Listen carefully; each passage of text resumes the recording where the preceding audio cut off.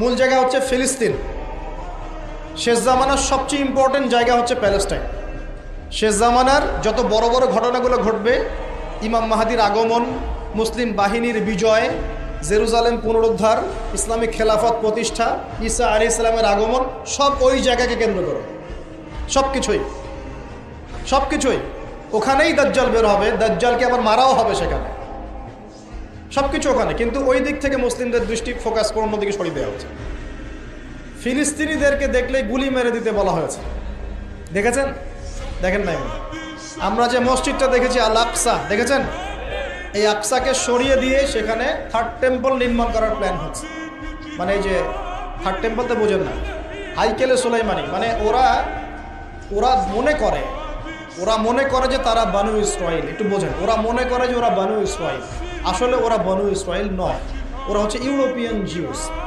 ওরা মনে করে যে ওদের একজন মাসিহ আসবে। কে আসবে? মাসিহ মানে ত্রাণকর্তা। মাসিহ মানে কি? ত্রাণকর্তা। যে আসলে তারা শুধু আরব না, সারা বিশ্ব তারা শাসন করবে, এমনটা তারা মনে করে। এবং ওদের ধর্মগ্রন্থে একটা আছে তালমুদ। কি নাম? তালমুদ। এই তালমুদের মধ্যে এটা লেখাও আছে যে একজন মাসিহ আসবে, যে মাসিহ আসলে তারা বিশ্ব শাসন করবে। বাস্তবতা হচ্ছে ওই মাসিহ এসেছিলেন, আসেন নাই? ওই মাসিহ সত্যি এসেছিলেন, কিন্তু তারা তাকে চিনতে পারে না। সেই মাসিহের নাম কি? নবী ঈসা আলাইহিস সালাম। আমরা বলি না মাসিহ ইবনে মারইয়াম, আমরা বলি না ঈসা আলাইহিস সালামকে আল্লাহর মাসিহ না, ত্রাণকর্তা। ঈসা আলাইহিস সালামকে তারা চিনতে ব্যর্থ হয়েছে এবং তাকে তারা হত্যারও চেষ্টা করেছিল, কিন্তু আল্লাহ রাব্বুল আলামিন তাকে উঠিয়ে নিয়েছেন কোথায়? আল্লাহর কাছে। ওয়ামা ক্বাতালুহু ওয়ামা সালাবু, তারা তাকে হত্যাও করে নাই, ক্রুশবিদ্ধ করতে পারে নাই, বরং আল্লাহ পাক তাকে বাল রাফাআহুল্লাহু ইলাই, আল্লাহ পাক তাকে তার কাছে উঠিয়ে নিয়েছে। তো বিষয়টা কি দাঁড়ালো? ওরা মনে করে যে ওদের একজন মাসিহ আসবে, যেই মাসিহ আসলে পরে তারা সারা বিশ্বটাকে শাসন করবে। ঠিক আছে? কারা শাসন করবে? জিউসরা, যারা মনে করে ওরা বানু ইসরাইল। আসলে তারা বানু ইসরাইল নয়, তারা ইউরোপিয়ান জিউস। এখন ওরা চায় এই মসজিদ আকসাকে সরিয়ে দিয়ে ওখানে হাইকেলে সুলাইমানি নির্মাণ করে। এটা কি? সুলাইমান আলাইহিস সালামের সময় তারা যেমন বিশ্ব শাসন করেছিল না, মনে আছে?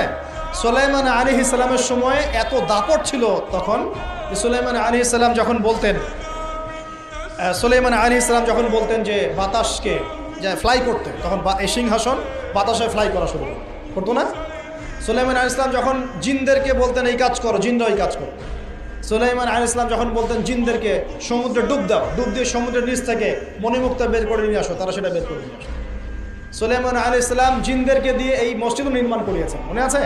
ওই যে লাঠির মধ্যে ভর দিয়ে তিনি দাঁড়িয়েছিলেন এবং লাঠি জমিনের পোকা খেয়ে ফেলেছিল। আর সুলাইমান আলাইহিস সালাম তখনই কিন্তু ইন্তেকাল করেছেন।